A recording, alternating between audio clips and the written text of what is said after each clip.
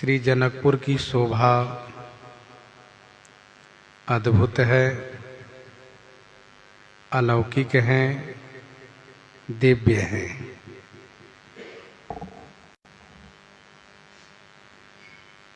जहाँ मन जाता है वहीं पर अनुरक्त हो जाता है, लुभा जाता है, वहाँ से हटने का नाम ही नहीं लेता है। इसलिए नगर की शोभा को कहते नहीं बनता है। बड़ा ही सुंदर अद्भुत बाजार है। बाजार में जो दुकानों की पंक्तियां हैं वह विचित्र है। दुकान में बैठे हुए जो बनिक लोग हैं वह धनाढ्य हैं, कुबेर के समान है। इतने बड़े वैभववान होते हुए भी अपने कर्तव्य को पालन कर रहे हैं। सुंदर चौराहे हैं, सुंदर गलियां हैं। गलियों में सुगंधित द्रव्य सींचे गए हैं।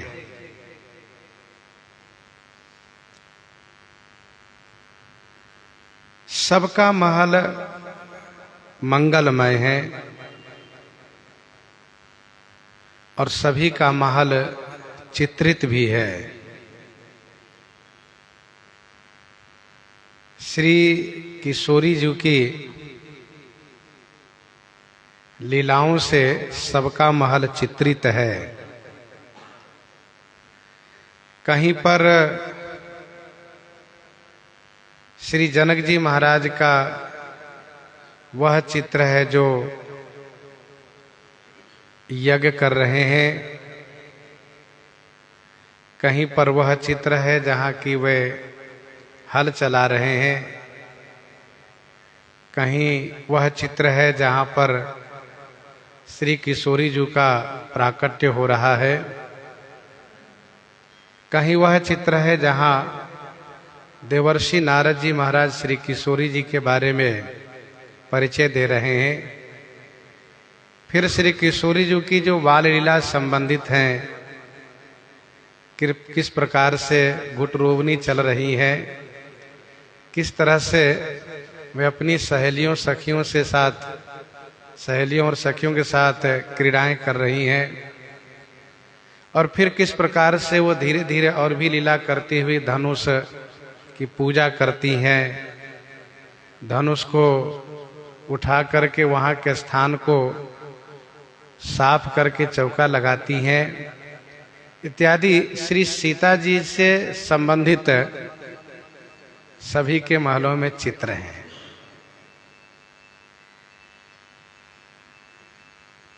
चित्रित जनुरति नाथ चितेरे। वैसे चित्र सभी को प्रिय लगता है, लेकिन किसका चित्र किसको प्रिय लगता है ये तो उसके महल को देखने के बाद ही पता चलता है। और एक बात सत्य यह है कि चित्र से ही चित्त की स्थिति जानी जाती है कि उनका चित्त किन में अनुरक्त है।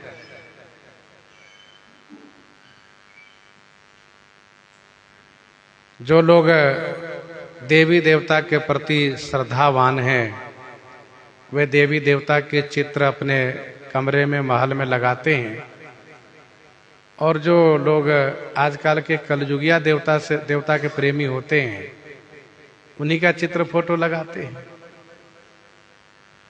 अच्छा, कुछ ऐसे भी होते हैं कि जो किसी का चित्र नहीं रखते हैं, तो ऐसा लगता है कि वह बिल्कुल शांत चित्त हैं, उनका चित्त स्थिर है और वे किसी चित्र से प्रभावित नहीं होते हैं। या तो ये कहिए कि वे आत्मवादी हैं, आत्मचिंतन में हैं, ब्रह्म के चिंतन में हैं, यूं कह सकते हैं।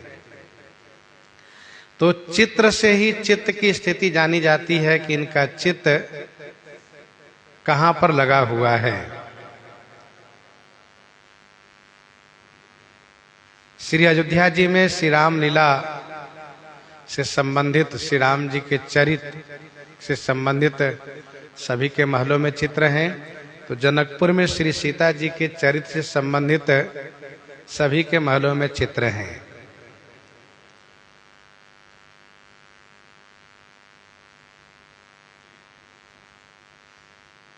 और ये चित्र मानो स्वयं रतिनाथ बनाए हैं।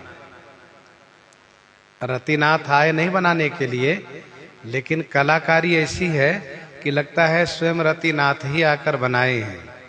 कामदेव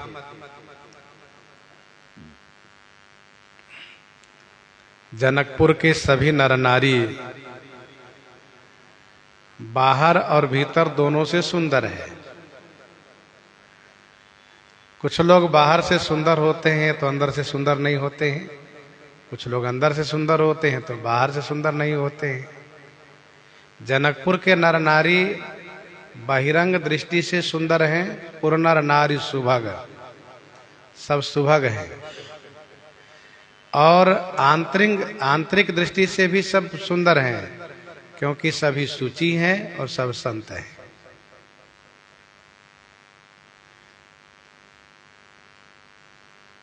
पुरनर नारी सुभग सुचि संता, धर्मशील ज्ञानी गुणवंता। यह जनकपुर वासियों का विशिष्ट गुण है, जो अपने आप में इन जनकपुर वासियों को पहचान कराता है कि ये सभी बाहर से सुंदर हैं, अंदर से भी सुंदर हैं। बाहर से सुंदर हैं, अंदर से निर्विकार हैं, पवित्र हैं, संत स्वभाव के हैं, सब धर्मशील हैं, ज्ञानी हैं और गुणवंता हैं, सब गुणी जन हैं। इस प्रकार से गोस्वामी जी महाराज ने जनकपुर वासियों के बारे में कहा। जहां पर भगवती श्री सीता जी अवतार धारण की हैं, जिस प्रकार से शोभा दशरथ भवन कई को कवि वर्णय पार, जहां सकल सुर शीस मणि लिन्ह मनुज अवतार, वैसे ही जनकपुर और जनकपुर के महाराज के भवन की शोभा को कोई वर्णन नहीं कर सकता है।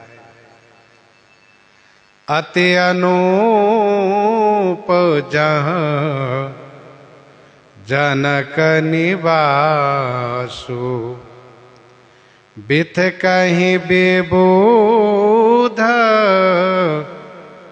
बिलो की बिलासु।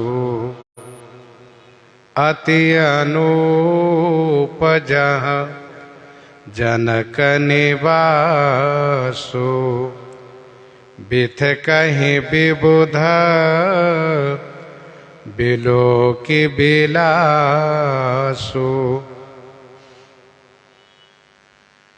जहां श्री जनक जी महाराज का निवास है वह अति अनूप है, उनकी कोई उपमा ही नहीं है। अर्थात राज सदन सबसे सुंदर है। बिथ कहीं विबुध बिलो की बिलासु, बिलासु माने शोभा को देख करके जो विबुध लोग हैं वह विशेष रूप से थकित रह जाते हैं, जड़वत रह जाते हैं। और जब आप किले की ओर देखेंगे उसकी शोभा अपने आप में अपूर्व है।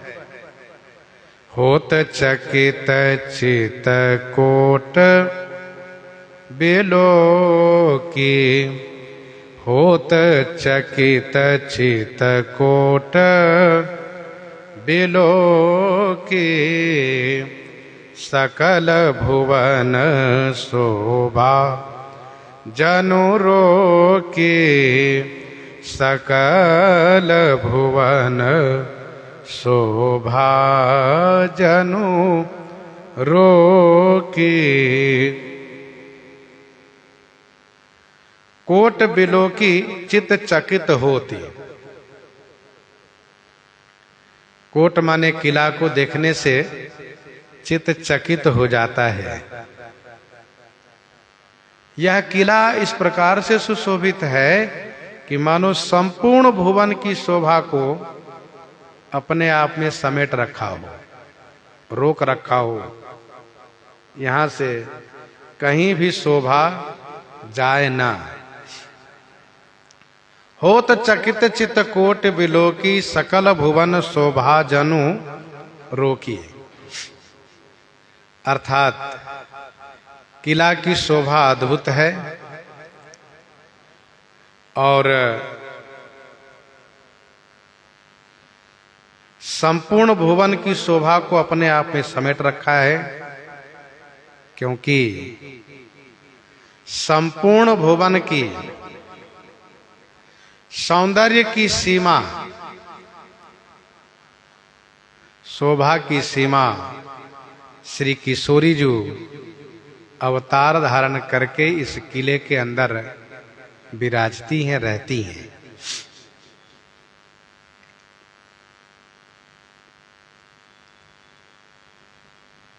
इसके बाद गोस्वामी जी कहते हैं, धवल धाम मणिपुरट पट सुघटित नाना भांति सिय निवास सुंदर सदन शोभा किमी कही जाति शोभा किमी कही जाति। धवल धाम मणिपुरट पट सुघटित नाना भांति सिय निवास सुंदर सदन शोभा किमि कही जाति। धवल धाम, धवल माने उज्जवल, स्वच्छ चमचमाता हुआ, धाम माने महल है। मणि पूरट पट, मणि और पूरट, पूरट माने स्वर्ण, मणि और स्वर्ण के पट माने, यद्यपि कुछ टीकाकारों ने कहा है पट माने किवाड़ है, लेकिन नीचे की चौपाई में कपाटा शब्द स्पष्ट लिखा हुआ है, इसलिए पट का अर्थ पर्दा करना चाहिए। मणि से जड़ित, मणि और स्वर्ण से जड़ित ये पर्दे हैं, जिसको जरकसी पर्दा कहते हैं, जड़ीदार पर्दे। धवल धाम मणिपुरट पट सुघटित नाना भांति।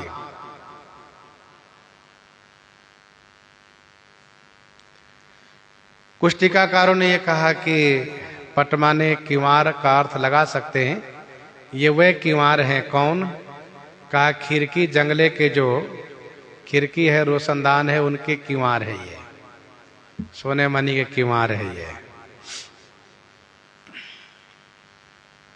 स्वच्छ महल है, मणि सोने में पट, पट माने पर्दा है, जो नाना भांति सुघटित, नाना भांति माने अनेक प्रकार से, सुघटित, सुघटित माने सुंदर रीति के द्वारा, सुंदर रीति से बनाई गई है। सुंदर रीति से निर्मित है। सुघटित माने सुंदर रीति से बनाई गई है।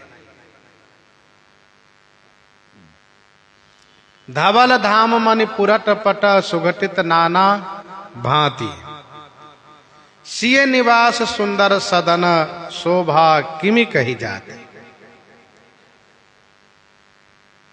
श्री सीता जी का जहां निवास स्थान है उसका नाम है सुंदर सदन। सुंदर सदन है ये। इस सुंदर सदन की शोभा किमि कही जाती। मानसकार कहते हैं कैसे कही जा सकती है, अर्थात बिल्कुल नहीं कही जा सकती है। धवल धाम मन पुरट पट सुघटित नाना भांति। सिय निवास सुंदर सदन शोभा किमि कही जाती।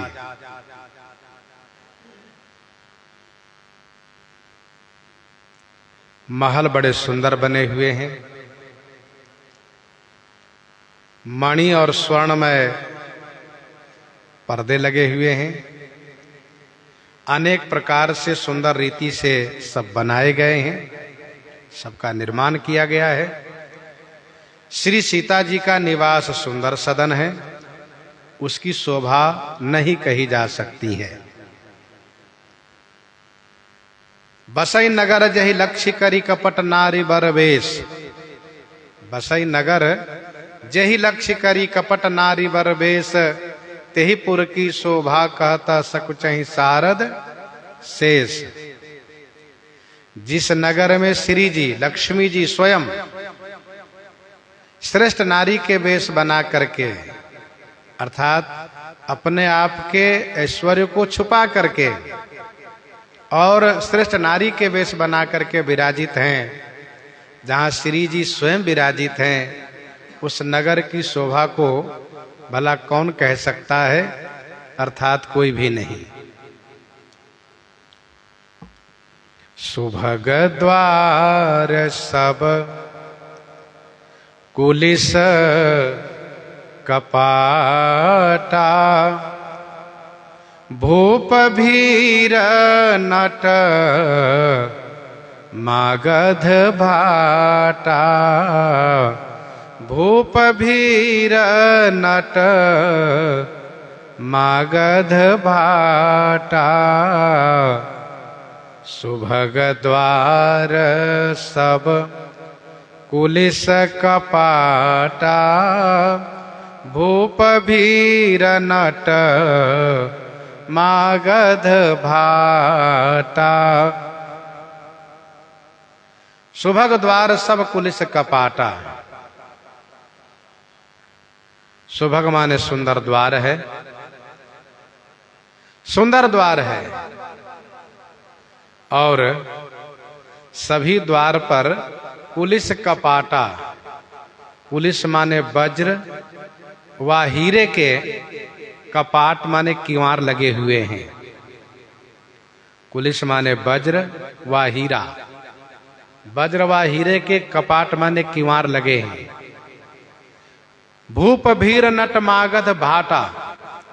भूप माने राजा, नट मागध और भाट की भीड़ है महाराज के मुख्य द्वार पर।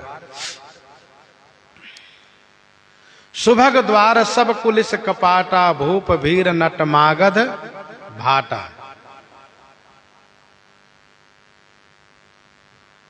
लोग किवाड़ की मजबूती के लिए लोहे को बनवाते हैं, लोहे से बनवाते हैं, अथवा लकड़ी के बनवाते हैं तो लकड़ी में विशेष रूप से लोहे का प्रयोग करते हैं। जगह जगह पर जिसे किवाड़ की मजबूती हो। यहां पर वज्र के अथवा हीरे के किवाड़ है। वज्र कह लीजिए, हीरा कह लीजिए, बात एक ही है। तो हीरे की किवाड़ है, फाटक है। सुंदर द्वार है। राजधानी के द्वार सुंदर हैं, महल के द्वार सब सुंदर हैं। राजाओं की भीड़ है। नट मागध भाटा, ये लोग गुण गाने वाले होते हैं, राजा के प्रशंसक होते हैं, इनकी भी भीड़ लगी रहती है हमेशा। ये राजा जनक की उदारता है कि इनके द्वार पर नट मागध और भाटों की भीड़ लगी रहती है।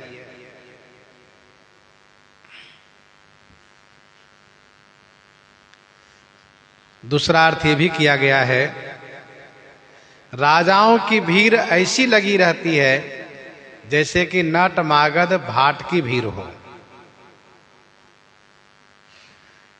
इस संदर्भ में उस चौपाई को स्मरण करना चाहिए जिस चौपाई को श्री किशोरी जी कह रही हैं, पितु वैभव विलासमय डीठा, पितु वैभव विलासमय डीठा, नृपमन मुकुट मिलत पद पीठा, नृपमन मुकुट मिलत पद पीठा।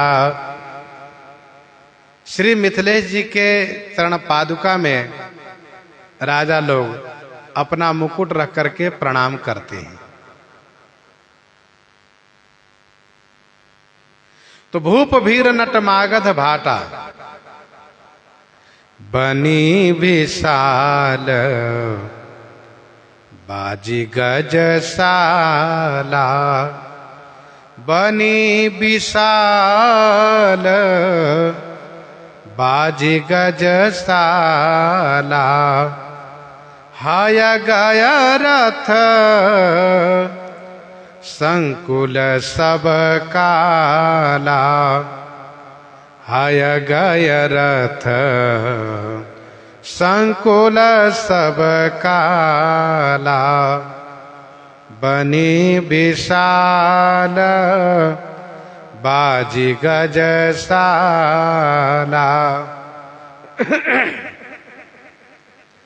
बनी विशाल बाजी गजसाला, है गए रथ संकुल सब काला। विशाल बाजी गजशाला बनी हुई है। विशाल माने बड़ी बड़ी, बाजीशाला गजशालाएं बनी है, अर्थात हाथियों के रहने के लिए, घोड़ों के रहने के लिए बड़े बड़े महल बनाए गए हैं। और हाय गए रथ संकुल सब काला, सब काला माने सभी समय में ये जो बाजी गजशालाएं हैं, हाय गए रथ संकुल, हाय माने घोड़े, गए माने हाथी, और रथ से संकुल माने परिपूर्ण रहते हैं। बाजी गजशालाएं जो है वह हमेशा परिपूर्ण रहते हैं। बनी विशाल बाजी गजशाला, हाय गय रथ संकुल सब काला। महाराज के पास चतुरंगनी सेना की संख्या अनंत है, इसीलिए सभी काल में घुड़शाला गजशाला परिपूर्ण रहती है। चाहे जितना दान कर दे हाथी घोड़े, फिर भी इनकी जो गजशाला है, घुड़शाला है, खाली नहीं होती है। रथ हमेशा और हाथी घोड़े हमेशा परिपूर्ण रहते हैं।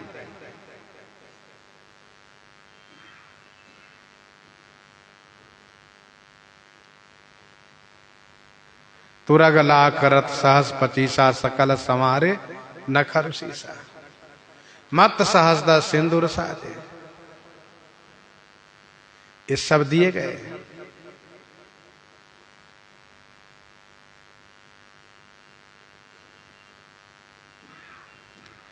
तो बनी विशाल बाजी गजशाला, है गए रथ संकुल सब काला।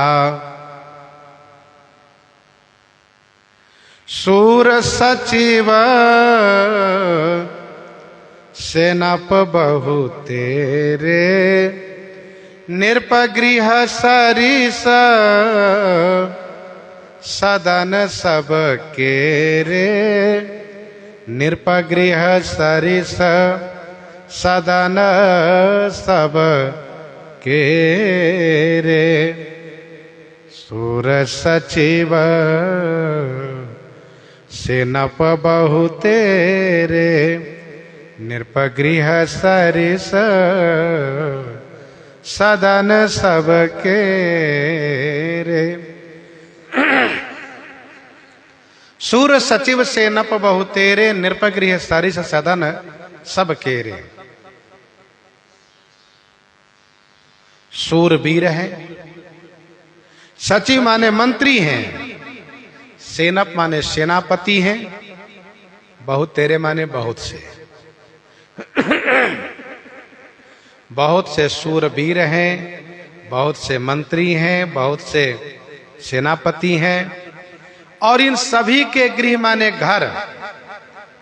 नृपगृह सरिस सदन सब केरे, सब केरे सदन माने सभी के महल, सभी के घर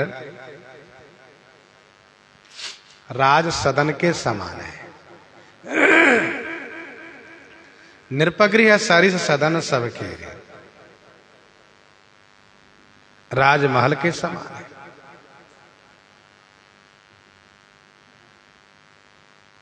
सूर सचिव सेनप बहु तेरे, बहुत से सूरवीर है,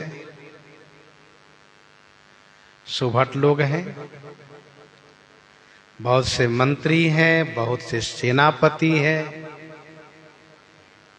सेना की संख्या अनंत है, इसलिए सेनापति बहुत हैं।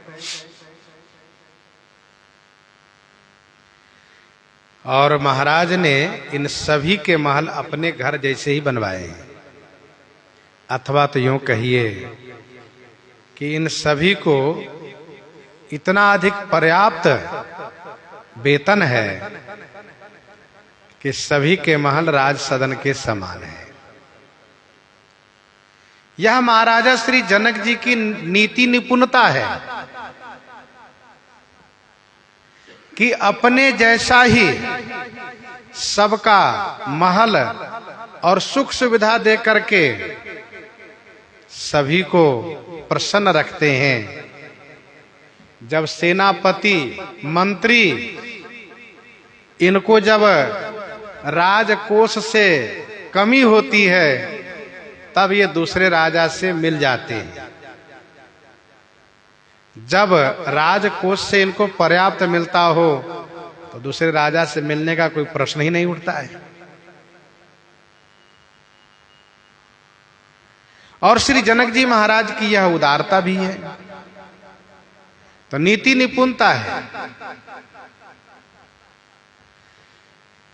सूर सचिव सेनप, ध्यान देने वाली बात यह है कि मंत्री जी का घर कहां बना हुआ है, कहा सुभट और सेनापति के बीच में। एक तरफ सुभट का घर है, दूसरी तरफ सेनापति का घर है, बीच में मंत्री जी का घर है। क्योंकि मंत्री जी की भी सुरक्षा विशेष होनी चाहिए। मंत्री राज्य का प्रधान अंग माना जाता है। मंत्री यदि राजा के साथ बने रहते हो तो राजा का गया हुआ राज्य भी वापस आ जाता है। जैसे कि महाराज सुग्रीव के साथ मंत्री बने हुए थे तो उनको राज्य पुनः वापस प्राप्त हुआ। विभीषण जी महाराज लंका से चले हैं तो मंत्री भी इनके साथ चल दिए। मंत्रियों ने कहा कि हम आपके साथ चलेंगे। सचिव संगल नभ पथ गयो, और परिणाम ये हुआ कि लंका का राज्य इन्हीं को प्राप्त हुआ। तो मंत्री जिनके साथ रहते हो राज्य उन्हीं के साथ रहता है। अभी न हो तो कल अवश्य प्राप्त होता है। नृपगृह सरिस सदन सब केरे, यहां तक राजमहल की और जो राज्य के विशेष सहयोगी लोग हैं, जैसे कि सैनिक हैं, सेनापति हैं, योद्धा हैं, मंत्री हैं, इन सब के बारे में गोस्वामी जी ने कहा। और अब कहते हैं कि पुरबाहिर सर सरित समीपा, पुरबाहिर सर सरित समीपा, उतरे जहाँ तहाँ विपुल महीपा, उतरे जहाँ तहाँ विपुल महीपा, पुरबाहिर सर सरित समीपा। पुरबाहिर सर सरित समीपा, उतरे जहाँ तहाँ विपुल महीपा। पुर के बाहर, सर माने सरोवर, सरित माने नदी के समीप माने तट पर, जहां तहां विपुल महीपा उतरे, जहां तहां विपुल माने बहुत से, महीपा माने राजा लोग उतरे हुए हैं, डेरा डाले हुए हैं। जनकपुर में बावली है, कुएं हैं, तालाब है, नदी है। बापी कूप सरित सरनाना, सलिल सुधा सम्मनि सोपाना। लेकिन राजा लोग तालाब और नदी के तट पर ही पड़ाव डाले हैं, क्योंकि कुआं से और बावली से राजाओं का काम चलने वाला नहीं है।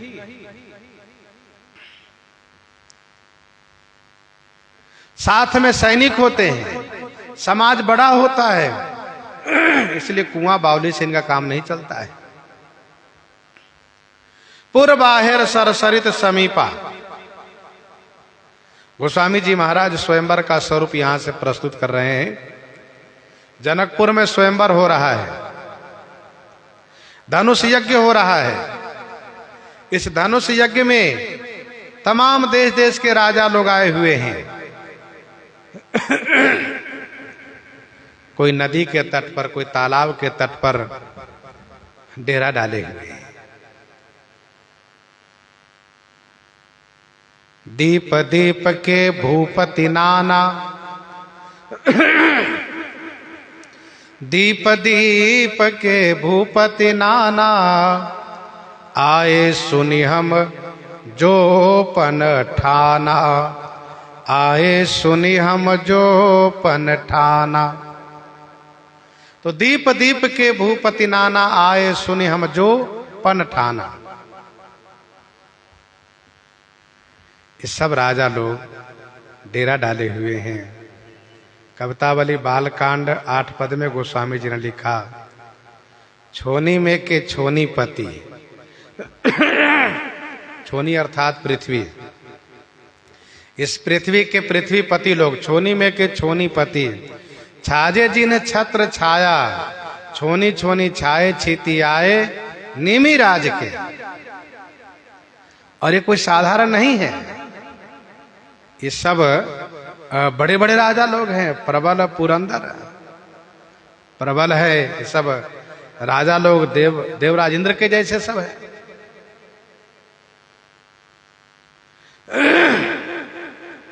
तो उतरे जहां तहां विपुल महीपा, बहुत से राजा लोग जहां तहां डेरा डाले हुए हैं। देखी अनूप एक अंवराई, देखी अनूप एक अंवराई, सब सुपास सब भांति सुहाई। राजा लोग तालाब और नदी किनारे डेरा डाले हैं। श्री विश्वामित्र जी कहाँ डेरा डालने वाले हैं? गोस्वामी जी कहते हैं देखी अनूपये कांवराई। महर्षि श्री विश्वामित्र जी ने एक अनुपम अमराई को देखा। सब सुपास सब भांति सुहाई। जहां सब सुपास हैं और सब भांति माने सब प्रकार से, सुहाई माने सुंदरता है।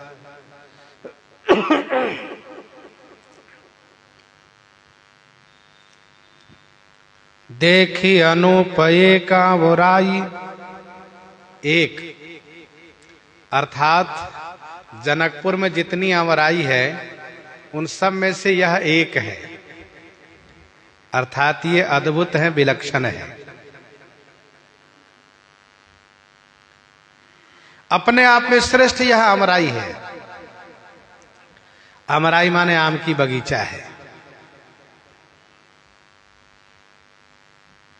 देखी अनूपये कांवराई। सब सुपास सब भांति सुहाई। इसमें सब सुपास है, सारी सुविधाएं हैं। थल बढ़िया है, पास में जल है, बाग होने के नाते फल भी है, पास में फुलबारी भी है, सब प्रकार से सुंदर है। अमराई। गोस्वामी जी ने अमराई को संत सभा से उपमित किया है। संत सभा चहुदिशी अमराई। संत सभा चहुदिशी अमराई। श्रद्धा ऋतु बसंत समगाई। अमराई का मतलब होता है आम के बगीचे। और आम सभी फलों में श्रेष्ठ माना जाता है। जब आम का समय आता है तो उस समय में सबका समय समाप्त हो जाता है। आम अपने समय में केवल आम ही रहता है और उसका एक नाम है रसाल, जो रस से परिपूरित रहता है। आम के समय में केवल ही आम सबको प्रिय लगता है। उस समय यदि किसी से कहिए कि केला ले आवे, सेब ले आवे, अनार ले आवे, ना ये सब कुछ मत लाइए, आम ले आइए। तो आम और भक्ति रस स्वरूपा है। भक्ति रस स्वरूपा है। अभी आपने सुना कि संत सभा चहुदिशी अमराई। जैसे आम रसाल है वैसे भक्ति रस स्वरूपा है। जहां इस प्रकार से संत के समाज हो वहां भक्ति रस की वर्षा होती है। भक्ति रस ही वहां पर हुआ करता है।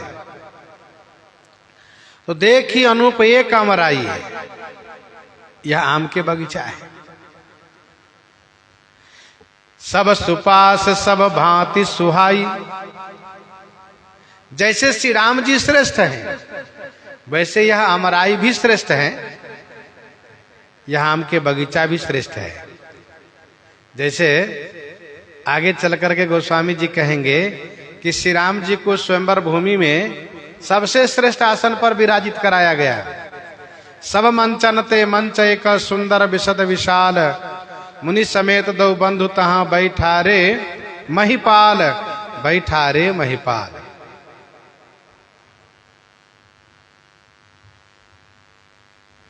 देखी अनूपये कांवराई। सब सुपास सब भांति सुहाई। कौशिक कहे मोर मन माना। कौशिक कहे मोर मन माना। यहाँ रहिए रघु वीर सुजाना। यहाँ रहिए रघु वीर सुजाना। कौशिक कहे मोर मन माना। यहाँ रहिए रघुबीर सुजाना। कौशिक कहे वो मोर मन माना, यहाँ रहिए रघुबीर सुजाना। कौशिक श्री विश्वामित्र जी ने कहा, रघुनंदन यह अमराई मुझे भा रही है, यह अमराई मुझे अच्छी लग रही है, यहाँ मेरा मन मान रहा है। हे सुजाना रघुवीर यहाँ रहिए, हम लोग यहीं ठहरे। कौशिक कहे वो मोर मन माना, यहाँ रहिए रघुवीर सुजाना।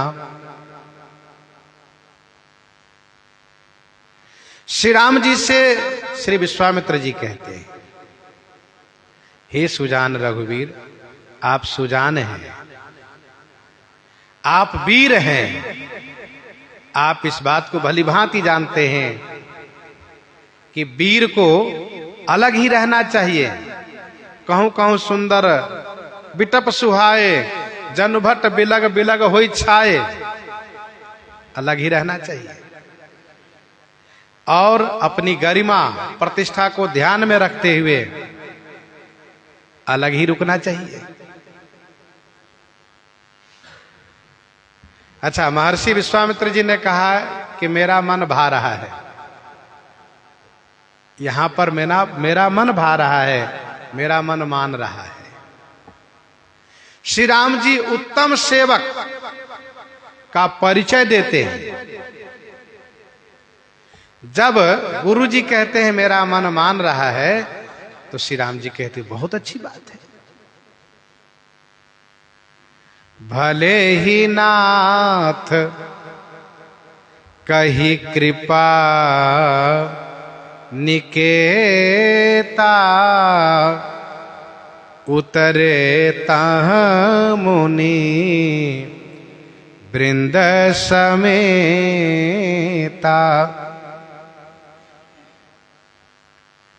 महर्षि विश्वामित्र जी महाराज इस बात को जान रहे हैं कि हम लोग तो महात्मा ठहरे, सीधे राजद्वार तक जा सकते हैं, लेकिन हमारे साथ राजकुमार हैं, इनकी गरिमा बनी रहनी चाहिए, इनको यहां के राजा के द्वारा सम्मान प्राप्त होना चाहिए।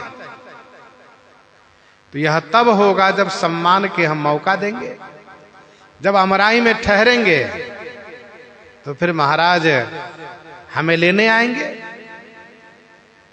और फिर राजकुमार का सम्मान होगा। और फिर मुनि महात्मा को बाहर ही ठहरना चाहिए, साधु महात्मा को बाग बगीचे में ही ठहरना चाहिए। इसलिए श्री विश्वामित्र जी ने कहा हम यहीं ठहरते हैं।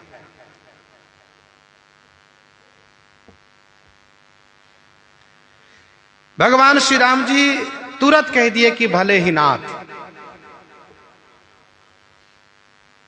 हे नाथ, भले ही माने बहुत अच्छा है। ऐसा कह करके कृपा निकेता माने कृपा के स्थान, मुनि वृंद समेता तहां उतरे। मुनि वृंद समेता मुनि समूह के सहित तहां उतरे माने वहां ठहर गए। भले ही नाथ कही कृपा निकेता, उतरे तहां मुनि वृंद समेता, उतरे तहां मुनि वृंद समेता।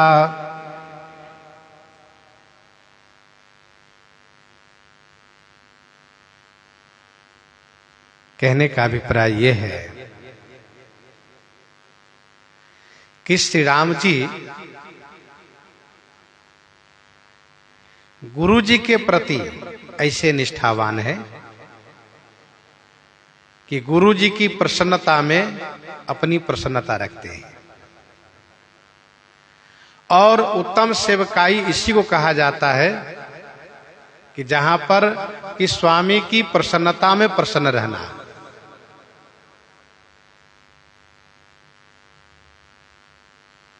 श्री राम जी मुनि समूह के सहित उतरे माने यहीं पर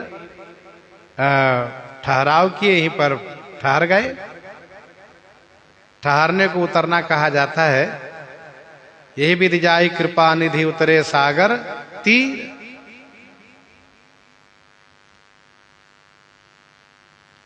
श्री राम जी अमराई में ठहर गए। गोस्वामी जी कहते हैं बागवान ने जाकर के श्री मिथिलेश जी को सूचित किया, अथवा तो यूं कहिए कि महाराजा श्री जनक जी के दूत लोग, सेवक लोग यत्र तत्र सब जगह फैले हुए हैं। बाहर से जो भी कोई आ रहे हैं तुरंत महाराज को सूचित कर रहे हैं, महाराज को अवगत करा रहे हैं। और उनमें से श्री विश्वामित्र जी महाराज तो आमंत्रित हैं। श्री विश्वामित्र जी महाराज आमंत्रित हैं, इसलिए विशेष रूप से सेवक ने जाकर के महाराजा श्री जनक जी को अवगत कराया। विश्वामित्र महामुनि आए, विश्वामित्र महामुनि आए, समाचार मिथिलापति पाए, समाचार मिथिलापति पाए। विश्वामित्र महामुनि आए, समाचार मिथिलापति पाए।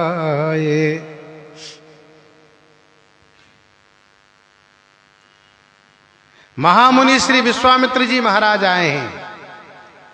यह समाचार मिथिलापति मिथिला नरेश श्री जनक जी पाए। समाचार मिथिलापति पाए। विश्वामित्र महामुनि आए।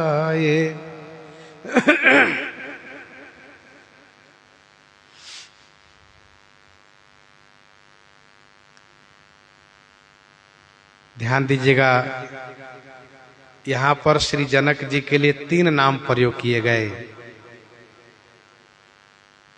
अति अनूप जहां जनक निवासु, समाचार मिथिलापति पाए, और बेगी विदेह नगर नियर आया। विदेह राज, जनक राज, मिथिलेश राज, तो ये अलग अलग 3 नाम यहां बताए गए।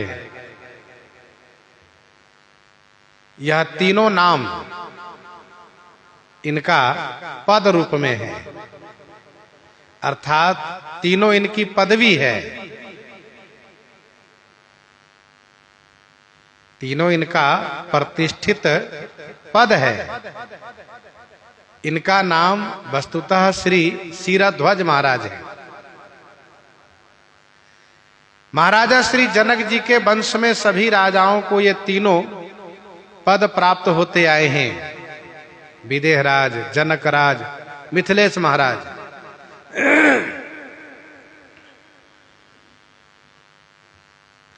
और इस वंश में सभी राजा आत्मज्ञानी, ब्रह्मज्ञानी होते आए हैं। महाराज श्री जनक के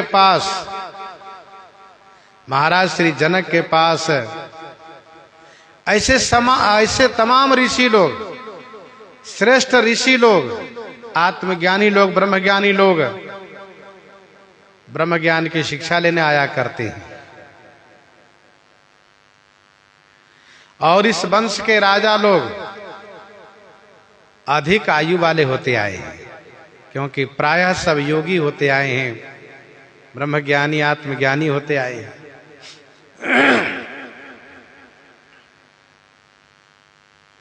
पूर्व काल में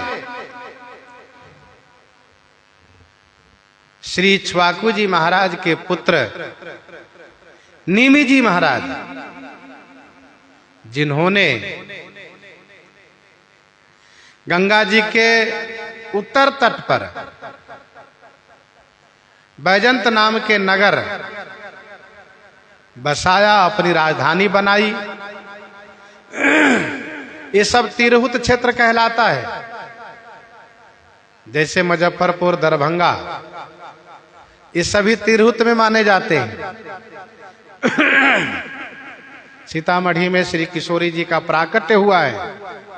जनकपुर महाराजा श्री जनक की राजधानी है। वर्तमान में वह जनकपुर नेपाल राज्य में है। तो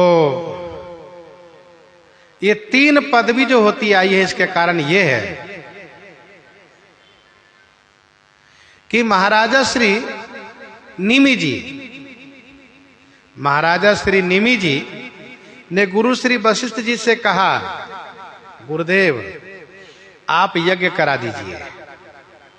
गुरु जी ने कहा, राजन मैं देवराज का निमंत्रण पहले स्वीकार कर चुका हूं, इसलिए पहले उनका यज्ञ करा करके फिर आपका यज्ञ करा दूंगा। निमि जी ने कुछ कहा नहीं, चुप रह गए निमि जी महाराज। और जब चुप रह गए तब श्री वशिष्ठ जी को लगा कि राजन सहमत हैं, और फिर इसके बाद गुरु वशिष्ठ जी चले गए इंद्र के यज्ञ कराने के लिए। यज्ञ करा करके वापस आए, तब देखा कि यहां यज्ञ तो चल रहा है। महाराजा श्री निमि जी ने गुरु श्री वशिष्ठ जी के जाने के बाद पूछा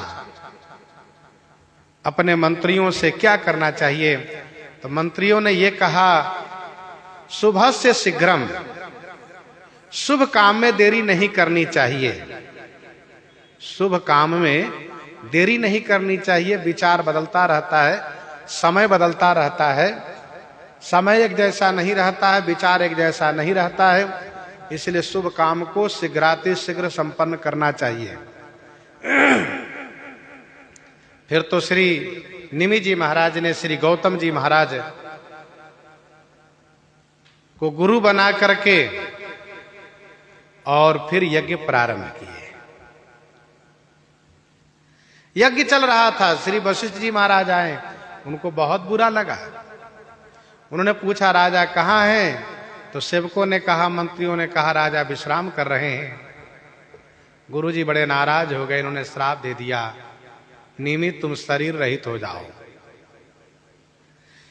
निमि जी महाराज को यह बताया गया। जब निमि जी महाराज विश्राम करके आए तो निमि जी महाराज को भी बहुत बुरा लगा कि गुरु जी को चाहिए था पहले जानकारी करते, पूछते ऐसा क्यों किया, इसके बाद श्राप देते।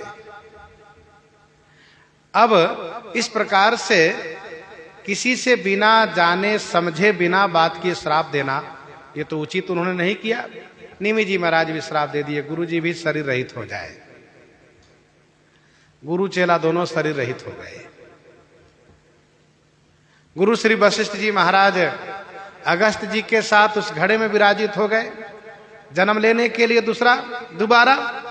और इधर निमि जी महाराज के शरीर को यज्ञ के आचार्य ऋषियों ने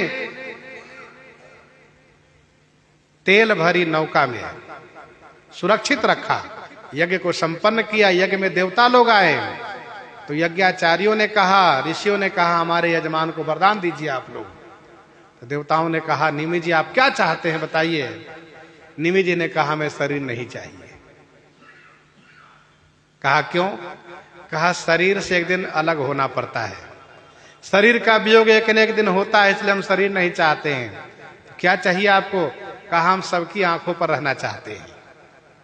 निमि जी महाराज के लिए देवताओं ने कहा ठीक है, तथास्तु। निमि जी महाराज सभी के नेत्रों पर जाकर विराजित हो गए। तब से पलक गिरना शुरू हो गया। निमि जी महाराज यहाँ बैठ गए, इसलिए पलक गिरना शुरू हो गया, इसीलिए इसका नाम निमेष हो गया। पलक के ऊपर विराजित हो गए, इसका नाम हो गया निमेष। अब राज्य के उत्तराधिकारी कोई नहीं, ऋषियों ने उनका मंथन किया। मंथन करने से जो बालक हुआ उनका नाम मिथिलेश हुआ, और केवल पिता से होने के नाते जनक नाम पड़ा। केवल पिता से होने के नाते, केवल पिता के शरीर के मंथन से हुआ, इसलिए जनक नाम हुआ। और विदेह और सभी के जैसे, यानी देहधारियों के जैसे उनका शरीर नहीं हुआ। जैसे हम सबका शरीर होता है, हम सबका शरीर हुआ है माता पिता के द्वारा, राजवीर्य के द्वारा हुआ है। तो श्री जनक जी महाराज का, उनका शरीर अन्य देहधारियों के जैसे न होने के नाते उनका एक नाम पड़ा विदेह। ये हो गए विदेह, जनक और मिथिलेश। ये 3 पद प्राप्त हुए, और ये सभी राजा को 3 पद प्राप्त होते हैं, नाम भले ही और रहता हो। तो गोस्वामी जी महाराज यहां पर इन सब का स्मरण दिलाए, और फिर बैजंत नगर अब धीरे धीरे नाम बदलता चला गया, जनकपुर हो गया, महाराज के नाम से हो गया प्रसिद्ध। गौतम जी महाराज आचार्य रूप में बदले गए, गुरुजी बदले गए, इसलिए गोत्र बदल गया, नहीं तो पहले सबका गोत्र एक ही था दोनों का। और इसलिए श्री सीताराम जी का विवाह हुआ।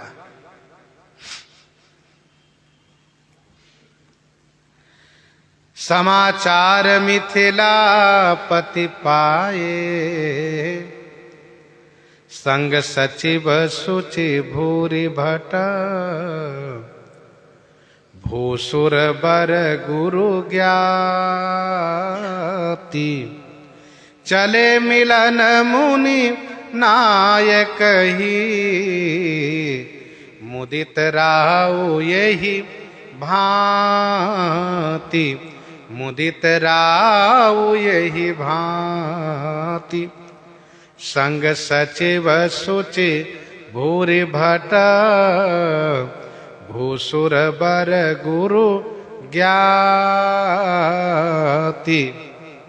संग सचिव सुचि भूरि भट, भूसुर बर गुरु ज्ञाति।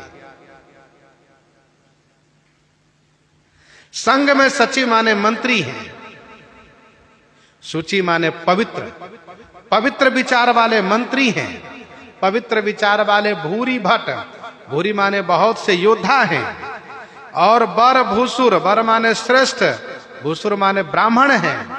गुरु श्री शतानंद जी हैं, श्री गौतम जी के पुत्र ही श्री शतानंद जी हैं, गुरु श्री शतानंद जी हैं। ज्ञाति माने जाति वर्ग के लोग हैं, निमिवंशी लोग हैं। राउ यही भांति मुदित, मुनि नायक ही मिलन चले। राउ महाराजा श्री जनक जी इसी प्रकार से प्रसन्न होकर के मुनि नायक ही महर्षि विश्वामित्र जी महाराज से मिलने के लिए चले। संग सचिव सुचि भूरि भट, भूसुर बर गुरु ज्ञाति, चले मिलन मुनि नायक ही, मुदित राव यही भांति। मुनिया गमन सुना जब राजा, मिलन गयऊ लई विप्र समाजा। श्री अवधेश जी केवल विप्र समाज को लेकर गए, और श्री मिथिलेश जी ब्राह्मण समाज के साथ साथ गुरु जी भी हैं, बिरादरी जाति बिरादरी के लोग हैं, और बड़े बड़े सुभट लोग हैं, मंत्री जी हैं, ये सब साथ में है। ऐसा इसलिए है क्योंकि जनकपुर में धनुष यज्ञ चल रहा है, और इस यज्ञ में बड़े बड़े राजा लोग आए हैं। यह यज्ञ 1 वर्ष से चल रहा है, यह यज्ञ 1 वर्ष से चल रहा है। इस यज्ञ में बहुत ऐसे राजा लोग आए जो बहुत टेढ़े प्रकृति के थे, दुष्ट स्वभाव के, लड़ने झगड़ने वाले थे, और उन्होंने लड़ाई किया, झगड़ा भी किया, मारे भी गए। ऐसे राजा लोग आए यहां पर। वाल्मीकि रामायण वर्णन है संकास्य नगरी के राजा, और इसी को कहा गया है काशी नरेश सुधनवा। इन्होंने जबरदस्ती महाराज श्री जनक से कहा कि पुत्री हमें दे दो, अपनी बेटी हमें दे दो, ये धनुष कैसे उठने वाला नहीं है। महाराज श्री जनक ने कहा नहीं, तो कहा युद्ध करो। कहा ठीक है, हमको पीछे हटने वाला थोड़े ना है। महाराज श्री जनक किसी से डरने वाले नहीं है। भगवान भोलेनाथ की इन पर असीम अनुकंपा है, कृपा है। श्री जनक जी महाराज उनके ललकार को स्वीकार किए, युद्ध को स्वीकार किए। भयानक युद्ध हुआ, सुधनवा मारा गया, और फिर वहां पर उसके जगह पर अपने भाई श्री कुशरध्वज को राजा बना दिया। तो साथ में मंत्री हैं। मंत्री इसलिए हैं कि जरूरत पड़ेगा मंत्रणा करने के लिए, तो इनसे मंत्रणा करेंगे।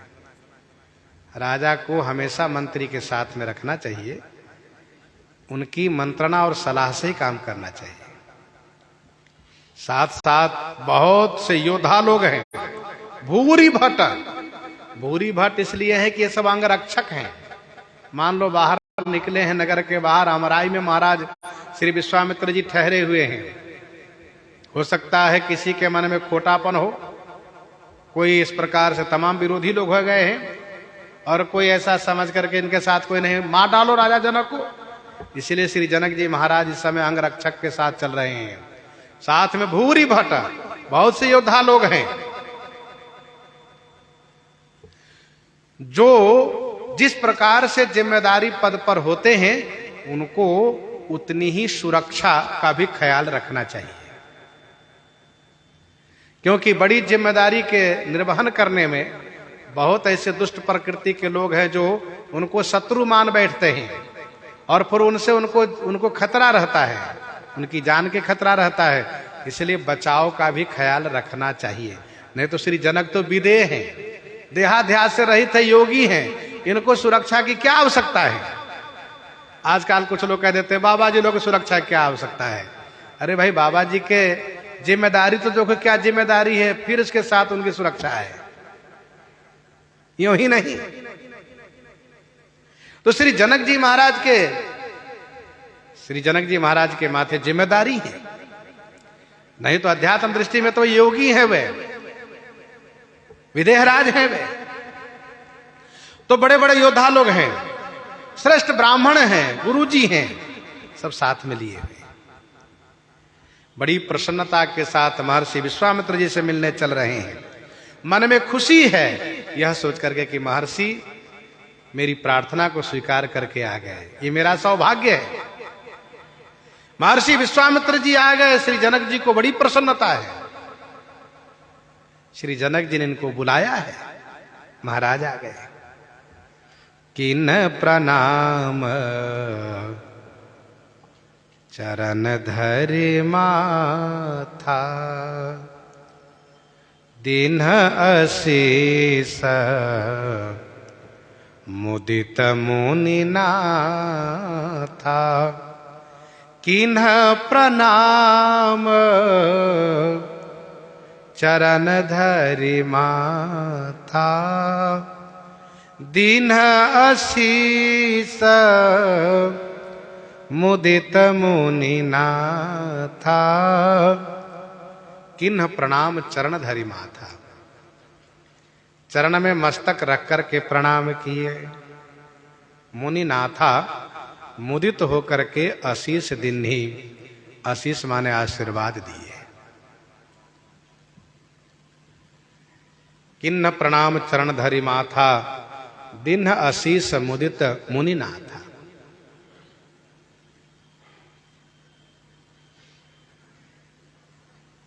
चरणों में मस्तक रख करके प्रणाम किए। मुनिनाथ बड़े आनंदित होकर के आशीर्वाद दिए।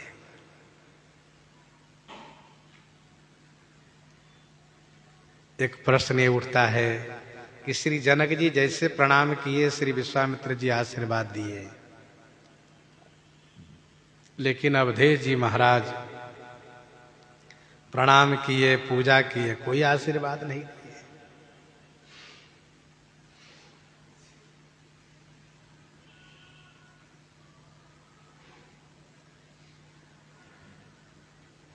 हाँ, यह है कि बहुत सुंदर भोजन कराए तो बाबा विश्वामित्र जी बड़े प्रसन्न हो गए, यह दिखाई दिए।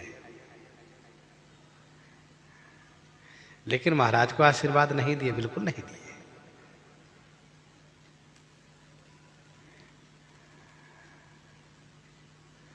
श्री राम चारों भाइयों को प्रणाम कराए तो श्री राम जी को देख करके लट्टू हो गए अपने आप में।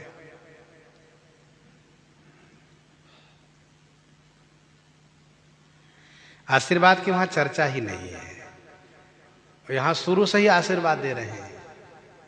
ऐसा क्यों? वहां मांगने गए थे अयोध्या जी में, यहां आशीर्वाद देने आए हैं। वहां याचक बन करके मांगने गए थे, मैं जाचन आयो निरपतो ही। और फिर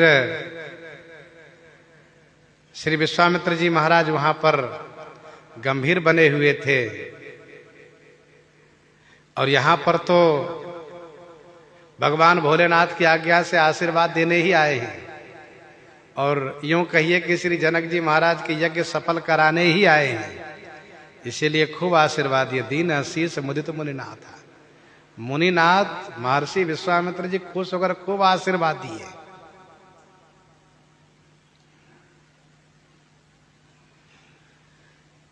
श्री जनक जी महाराज महर्षि विश्वामित्र जी के चरणों में अपना मस्तक रख करके प्रणाम किए।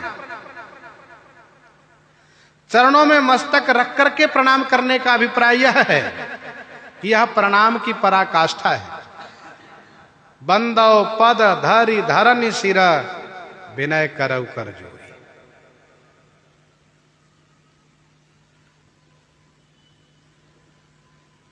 संबत 1631 करम कथा हरिपद धरी सीसा। तो किन प्रणाम चरण धरि माथा, दीन आशीष मुदित मुनि नाथा।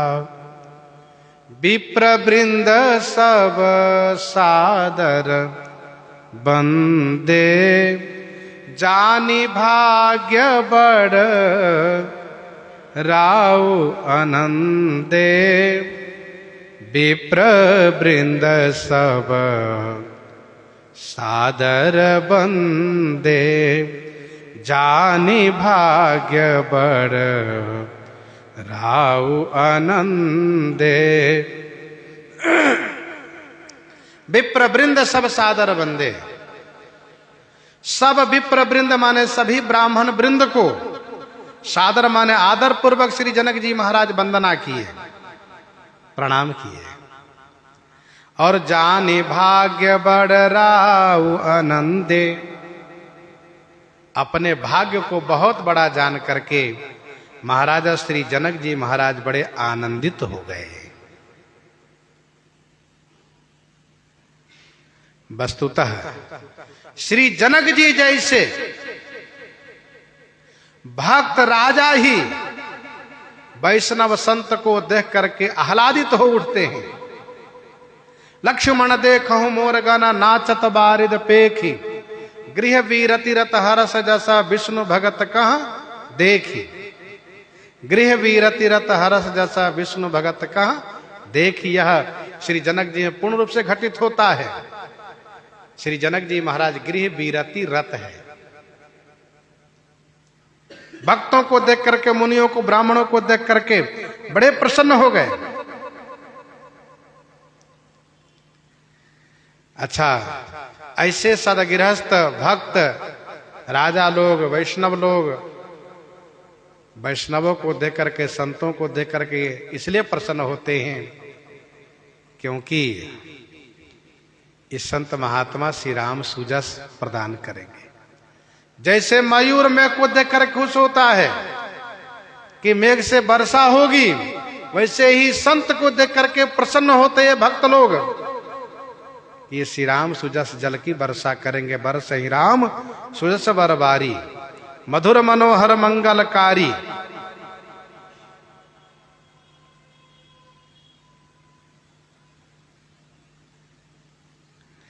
विप्रवृंद सब सादर वंदे, जाने भाग्य बड़ राउ आनंदे। ये मेरा बहुत बड़ा भाग्य है, यह सोच करके बड़े आनंदित हो रहे हैं। जैसे भूसुर भीर देखी सब रानी, सादर उठी भाग्य बड़ी जानी। और यह सत्य है कि भाग्य जब बहुत बड़ा भाग्य उदित होता है, तभी संत और ब्राह्मण के दर्शन प्राप्त होते हैं।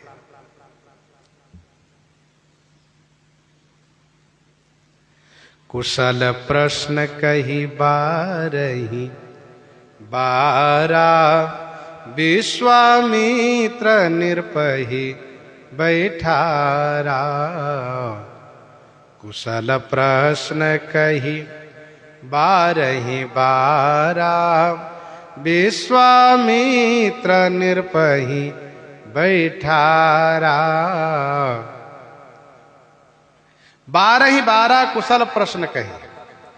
12 ही 12 माने बारंबार कुशल प्रश्न करके विश्वामित्र निरपहि बैठारा। श्री विश्वामित्र जी महाराज निरपहि महाराजा श्री जनक जी को बैठाए। सब प्रकार से कुशल प्रश्न करके राज्य, प्रजा, यज्ञ सबके बारे में कुशल प्रश्न करके श्री विश्वामित्र जी महाराज महाराजा श्री जनक जी को बैठा लिए हैं। इसी समय में, इसी बीच श्री राम जी लक्ष्मण जी दोनों भाई आते हैं। अब कहाँ से आते हैं? गोस्वामी जी कहते हैं फुलवारी देखने गए थे, वहीं से आ रहे हैं। इन दोनों भाई को देख करके सब बड़े आनंदित हो रहे हैं।